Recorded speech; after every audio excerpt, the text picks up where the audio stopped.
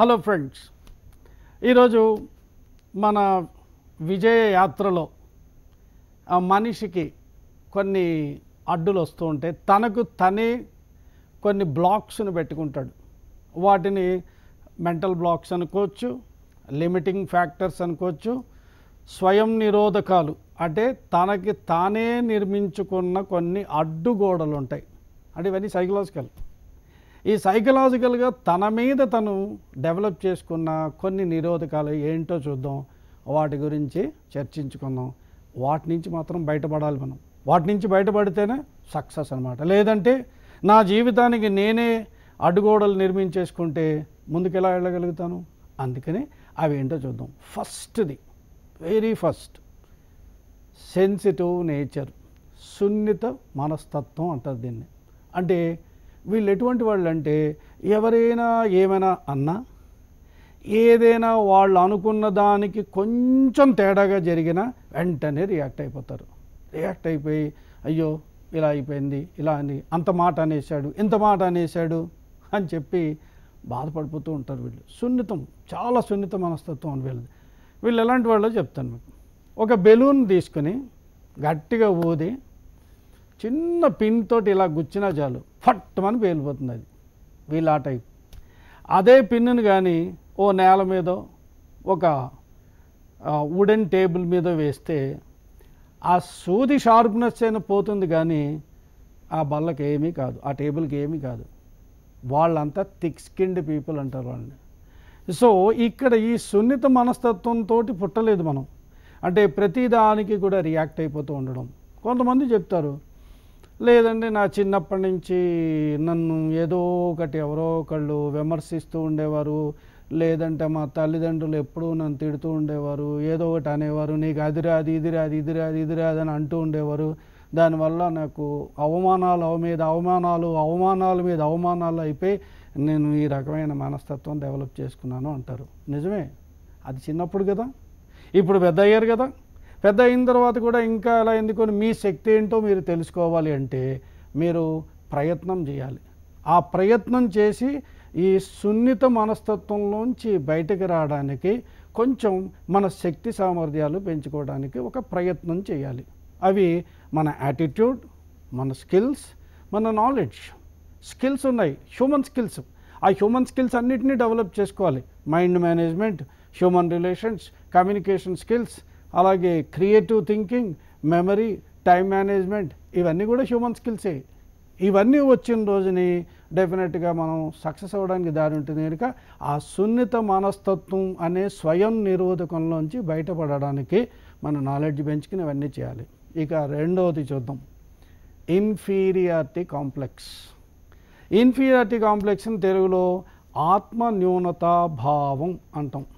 అంటే ఏంటి? వాళ్ళని వాళ్ళు తక్కువగా అంచనా వేసుకుంటూ ఉంటారు. ఇది మానవ ప్రవర్తనలో నిజంగా ఒక భయంకరమైన సైకలాజికల్ సమస్య. ఇది మనిషికి ఎటువంటి పైకి ఏమీ తెలియదు. అయితే వాళ్ళు ఎప్పుడూ లోపల ప్రతి దాంట్లోనూ వాళ్ళని వాళ్ళు తక్కువగా అంచనా వేసుకుంటూ ఉంటాడు. ఎదుటివాడు నవ్వినా కూడా నన్ను చూసి పలకరింపుగా నవ్వాడా, వెటకారంగా నవ్వాడా, అతనే ఊహించుకుంటూ ఉంటాడు. అతను ఏదో మీరు చాలా బాగా మాట్లాడారు, లేకపోతే మీరు బాగా పాడారు అన్నా కూడా వీడు వెటకారంగా అంటున్నాడా, వ్యంగ్యంగా అంటున్నాడా, నిజంగా అంటున్నాడా, లేదంటే అలాగ ప్రతి విషయంలోనూ వాళ్ళను వాళ్ళు తక్కువగా అంచనా వేసుకోవడం అనేది కొంతమందికి అలవాటు. దీనికి కూడా చిన్నప్పటి చైల్డ్హుడ్ ఎక్స్పీరియన్సెస్ అయి ఉండొచ్చు, బాల్య దశలో కొన్ని అనుభవాల వల్ల ఖచ్చితంగా అలా డెవలప్ అవుతుంటారు. దీనిలోంచి బయటికి రావాలి. ఉదాహరణకు ఒక చిన్న కథ చెప్తా మీకు. ఒకసారి ఒక పడవలో బాగా చదువుకున్న ఒక ఆయన ఎక్కి మామూలుగా ప్రయాణం చేస్తున్నాడు. ఆయన ఉన్నాడు, పడవ నడిపే ఆయన ఉన్నాడు, ఇద్దరే ఉన్నారు. కొంత దూరం వెళ్ళిన తర్వాత అవతల ఒడ్డుకు చేరడానికి చాలా టైం పట్టేలా ఉంది. ఈ లోపల పెద్ద వర్షం వచ్చింది. ఆ వర్షం రాగానే ఆ పడవ నడిపే ఆయన ఈ పండితుడిని, బాగా చదువుకుని పండితుడిని మాట్లాడుతూ, అయ్యా చాలా పెద్ద వర్షం వస్తుంది, జాగ్రత్తగా కదలకుండా కూర్చోండి అన్నాడు. బాగానే ఉంటుంది. ఈ దారిలో ఇతనికి ఈ వర్షం రాకముందు ఈ పండితుడు ఆ పడవ నడిపే ఆయన్ని అడిగాడు, నాయనా నీకు రామాయణం తెలుసా అని అడిగాడు. నాకు అవేం తెలుస్తాయి అయ్యా, నేనేదో పడవ నమ్ముకొని బతుకుతున్నాను, ఆ ఒడ్డు నుంచి ఈ ఒడ్డుకి, ఈ ఒడ్డు నుంచి ఆ ఒడ్డుకి వెళ్ళడం తప్ప నాకేమీ రాదు, రామాయణం రాదు. పోనీ నీకు రాకపోతే రాకపోయింది, నీ సగం జీవితం వేస్ట్, రామాయణం తెలియకపోవడం ఏంటి అంటాడు పండితుడు. ఆ తర్వాత పోనీ ఏమైనా మహాభారతం తెలుసా అంటాడు. నాకు అవన్నీ తెలియవు అంటాడు పడవవాడు. నీ జీవితం ఈ 75% వేస్ట్ అంటాడు. ఈ లోపల వర్షం ఇంకా ఎక్కువైపోతుంది. అప్పుడు పడవ ఆయన పండితుడిని అడుగుతాడు, అయ్యా మీకు ఈత కొట్టడం వచ్చా అని అడుగుతాడు. నాకు ఈత కొట్టడం రాదు అంటాడు. అయితే మీ జీవితం 100% వేస్ట్ అంటాడు. ఆ తర్వాత వర్షం వస్తుంది, మునిగిపోతుందా ఏదా అనేది అది ఒక కథ. అయితే ఇందులో చెప్పేది ఏంటంటే ఎవరికి వారే గొప్ప, ఎవరు గొప్ప వాళ్ళది. అందుకని ఒకరితో పోల్చుకున్నప్పుడే మనకు ఆత్మన్యూనత భావం పెరిగిపోతూ ఉంటుంది. నాకు తెలుసున్నది నేను చేసుకుంటూ వెళ్తున్నానంటే ఆత్మన్యూనత భావం ఉండదు. కనుక ఈ స్వయం నిరోధకాన్ని నుంచి బయటకు రావాలి. దీనికి రెమెడీ ఏంటి? ఆత్మన్యూనతా భావానికి కరెక్ట్గా ఆపోజిట్ ఆత్మవిశ్వాసం. త్రాసులో 2 పళ్ళాలు ఉన్నాయనుకుందాం. తక్కడు అంటారు కొన్ని ప్రాంతాల్లో, తరాజు అంటారు కొన్ని ప్రాంతాల్లో. దీనికి 2 పళ్ళాలు ఉంటాయి. ఒక పళ్ళెం పైకి పోతే ఓ పళ్ళెం కిందకు వస్తుంది, ఈ పళ్ళెం పైకి పోతే ఈ పళ్ళెం కిందకు వస్తుంది. 2 పళ్ళాలు ఒకే స్థితిలో ఒకే లెవెల్లో ఉండవు. ఇక్కడ బరువు చూడకండి, ఇది ఆత్మవిశ్వాసం అనుకుందాం, ఇది ఆత్మ న్యూనతాభావం అనుకుందాం. ఆత్మవిశ్వాసం పెరిగితే ఆ న్యూనతాభావం తగ్గుతుంది. ఆత్మవిశ్వాసం తగ్గినా ఈ ఆత్మ న్యూనతాభావం పెరిగిపోతూ ఉంటుంది. అందుకని ఇది తగ్గాలి అంటే దీన్ని పెంచి తీరాలి. కనుక మీ మీద మీరు కాన్ఫిడెన్స్ బాగా డెవలప్ చేసుకుంటే ఈ సమస్య నుంచి బయటకు వస్తాం. ఇక 3వ దాంట్లోకి వెళ్తాం. సెల్ఫ్ పిటీ అంటారు దీన్ని. అంటే స్వస్వానుభూతి. అంటే తన మీద తను జాలి పడిపోవడం అనేది కొంతమందికి ఒక లక్షణం. దానివల్ల ఏమొస్తుంది అని అనుకోవచ్చు. ప్రతిదానికి భోజనం చేసేవా అంటే ఎక్కడ చేస్తాను, ఇంకా ఏం చేస్తాం, ఇంకా టైం పడుతుంది, కర్మలే ఎప్పుడు వస్తే అప్పుడు తింటాం.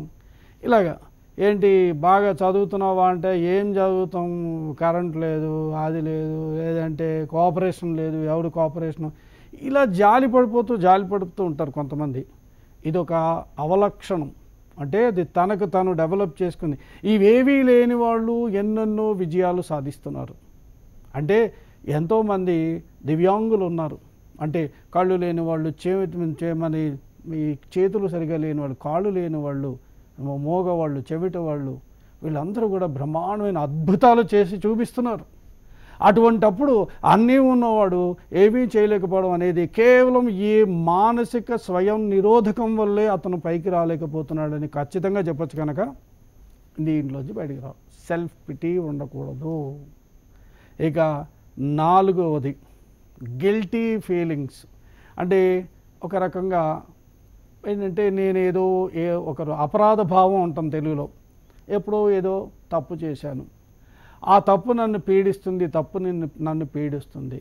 తప్పు చేయకూడదు, చేసేసావు, అయిపోయింది, ఇప్పుడు అది పీడిస్తుంది, దానికి పరిహారం ఆలోచించాలి తప్ప అదే బాధపడిపోతూ కూర్చుంటే మనం ముందుకు వెళ్ళలేం. కనుక ఇదొక డెఫినెట్గా ఒక స్వయం నిరోధకం. అలాగే ప్రెజుడిసెస్ అంటారు. అంటే ఏంటి? ముందుగానే ఎదుటి వాళ్ళ మీద కొన్ని రకాల చెడు అభిప్రాయాలని డెవలప్ చేసేసుకోవడం. వాళ్ళు ఇలాంటి వాళ్ళు, వీళ్ళు ఇలాంటి వాళ్ళు, లేదంటే ఆ ఊరిలో ఇలాంటి వాళ్ళు, ఈ ఊరు వాళ్ళు ఇలా ఉంటారు, వీటన్నిటినీ ప్రెజుడిసెస్ అంటారు. ఆ తర్వాత ఇలాంటివి అభిప్రాయాలు పెట్టుకోవడం మంచిది కాదు. నెక్స్ట్ వచ్చి ఈగో లేదా సుప్రీం ఫీలింగ్ అంటారు. అహంకారం. నా అంత గొప్పవాళ్ళు లేడనుకుంటాడు. న్యూటన్ మహాశాస్త్రవేత్త ఏం చెప్పాడంటే, నాకు తెలుసున్నది సముద్రం ఒడ్డున ఉన్న ఒక ఇసుక రేణువు అంత మాత్రమే.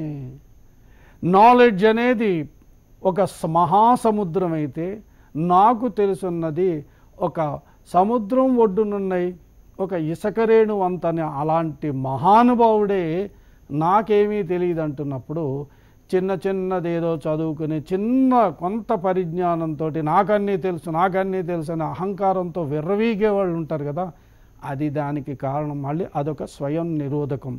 ఎందుకంటే ప్రజలు యాక్సెప్ట్ చేయరు ఇది. ఎందుకంటే నీకు నాలెడ్జ్ ఉండొచ్చు, ఆ నాలెడ్జ్ని మరొకరికి ఇవ్వడానికో, నీ నాలెడ్జ్ ఉపయోగించి నువ్వు బ్రతకడానికో, అంతే తప్ప విర్రవీగడానికి కాదు. కనుక ఇది ఒక స్వయం నిరోధకం. చాలామందికి ఉంటుంది, ఎదుటి వాళ్ళు ఏదో చెప్తుంటే వ్యంగ్యంగా నవ్వడం అలాంటివన్నీ చేస్తూ ఉంటారు. సో ఇదొకటి. నెక్స్ట్ అనసెప్టివ్ నేచర్ అంటారు. అనసెప్టివ్ నేచర్ అంటే ఏంటంటే ఉన్నది ఉన్నట్టు, అంటే చెప్పలేకపోవడం, నో చెప్పలేకపోవడం, ఎస్ చెప్పలేకపోవడం. అంటే ఫర్ ఎగ్జాంపుల్ మరీ మొహం మీద కొట్టొచ్చినట్టు చెప్పమని కాదు ఇక్కడ అర్థం. ఫర్ ఎగ్జాంపుల్ ఒక స్టూడెంట్ ఉన్నాడు, చదువుకుంటున్నాడు ఏదో, అతని ఫ్రెండ్ స్నేహితుడు ఎవరో వచ్చి సినిమాకి వెళ్దాం రా, లేకపోతే బయటికి వెళ్దాం వస్తావా అని అడిగాడు. అడిగినప్పుడు ఇతను అనసెప్టివ్గా ఉండకూడదు, ఎసెప్టివ్గా ఉండాలి. కనుక నో, నేను రాను, నువ్వు చాలా చెడ్డవాడి అని అనక్కర్లేదు. మనం చాలా సటిల్గా నెమ్మదిగా అతను ఎదుటివాడిని నొప్పించకుండా చెప్పడం. ఎలా అంటే సినిమాకా లేదా బయటికి వెళ్దామంటావా, లేదు ఇప్పుడు మా డాడీ వస్తున్నాడు వెయిట్ చేస్తున్నాను నేను, లేదా నిన్ననే డాడీ చాలా కోపంగా ఉన్నాడు, బాగా చదువుకో అది ఇది అన్నాడు, ఎందుకులే ఇంకోసారి ఎప్పుడు వెళ్దాంలే అని చెప్పి నచ్చజెప్పేస్తే ఖచ్చితంగా అతని దారి అతను చూసుకుంటాడు, మన దారి మనం చూసుకుంటాం. కానీ అది ఎదుటివాడిని మనం సంతోషపెట్టడం కోసం మనం ఒప్పేసుకుంటే చాలా అనసెప్టివ్ నేచర్ ఉన్నట్టే లెక్క. ఇక నెక్స్ట్ది వచ్చి పోస్ట్ పోన్మెంట్. ఇది కూడా స్వయం నిరోధకమే. అంటే తన జీవితంలో తను ముందుకెళ్లకుండా ఉండడానికి తను అనుకున్న పనులను అన్నిటినీ వాయిదా వేసుకుంటూ ఉండడం, ఇదొక మానసిక లక్షణం. అయితే దీనికి ఏం చేయాలి? మామూలుగా ఒక చిన్న చిట్కా ఉంది, చెప్తాను మీకు. మీరు వాయిదాలు వేయడం వల్ల ఏవేం నష్టపోయారో ఒక పేపర్ మీద రాసుకోండి. అంటే అవి ఎందుకు రాయాలంటే మీకు ఎప్పుడైనా ఏదైనా ఒక పని చెయ్యాలి అని అనుకున్న క్షణంలో వాయిదా వేద్దాము అని అనిపిస్తే వెంటనే ఈ లిస్ట్ తీసి చూడండి. ఇప్పటి వరకు నేను ఎన్ని వాయిదాలు వేశాను, ఎంత నష్టపోయాను అనేది వెంటనే మీకు మనసుకి అనిపిస్తుంది, ఇంక నేను ఇది వాయిదా వేయకూడదు అని అనిపించాలి. అయితే అది చూసి మానసికంగా కృంగిపోవడం కోసం మాత్రం కాదు తయారు చేసుకోవాల్సినది. అది తయారు చేసుకోవాలి, కానీ కృంగిపోవటం కోసం కాదు. అది చూసి ఇకనైనా నేను ఏది వాయిదా వేయకుండా ఉండాలి అని అనుకోవడం కోసం ఆ లిస్టుని తయారు చేసుకోవాలి. అలా లిస్టుని తయారు చేసుకుని ఖచ్చితంగా మనం ఆ వాయిదాల రోగాన్ని నుంచి బయటకు వస్తే ఖచ్చితంగా ముందుకెళ్ళచ్చు. సో ఇలాంటి నిరోధకాలు చాలా చాలా చాలా మనకి మానసికమైన స్వయం నిరోధకాలు ఉంటాయి. వీటి నుంచి ఒక్కొక్కటి మనం వాటి నుంచి బయటపడుతూ ఉంటే విజయ మార్గంలో ఖచ్చితంగా ముందుకు వెళ్ళచ్చు.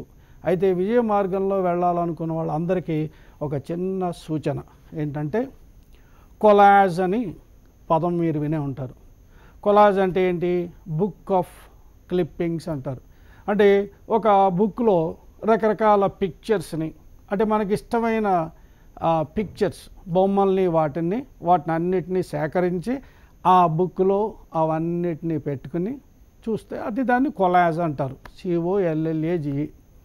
అయితే జీవితంలో విజయం సాధించాలనుకునే వాళ్ళంతా ఒక మంచి స్పైరల్ నోట్బుక్ తీసుకుని, కొద్ది పెద్ద సైజుదే తీసుకొని, అందులో మీరు జీవితంలో ఏం కావాలనుకున్నారు ఓన్లీ పిక్చర్లు మాత్రమే కాకుండా మీరు ఏం చేయాలనుకుంటున్నారు అనే పనులని కూడా మీరు రాసుకుని, అలాగే మిమ్మల్ని మోటివేట్ చేసే వ్యక్తులు అంటే వాళ్ళ ఫోటోలు, మీరేదో ఒక మంచి కారు కొనాలనుకున్నారు పెద్ద అయిన తర్వాత ఆ కారు బొమ్మ, మీరు ఒక ఇల్లు కట్టాలనుకున్నారు ఆ ఇల్లు ఎలా ఉండాలి అనేది ఏదో ఒక రకరకాల, మీరు కన్స్ట్రక్షన్ కంపెనీ వాళ్ళు ఎన్నెన్నో ఫోటోలు వేస్తూ ఉంటారు, ఆ ఫోటోని అలాంటివి పెట్టుకుని, అంతేకాకుండా మీరు ఎప్పుడైనా పరాభవం చెందినవి కానీ అలాంటివి ఏమైనా ఉంటే కూడా రాసుకోండి. ఎందుకంటే అది చూడగానే ఎస్ నేను ఇలాంటి పరాభవాన్ని పొందాను, ఇన్సల్ట్ ఫీల్ అయ్యాను, నేను ఇలాంటి అవకాశం ఇంకెవరికి ఇవ్వను అనుకుంటూ ఇలాంటివన్నీ రాసుకుంటూ రోజు అవి చూస్తూ అలాగే పాజిటివ్ ఎఫర్మేషన్స్ని కూడా కొన్ని ఒక పేజ్లోనూ 2 పేజ్లోనూ రాసుకోవాలి.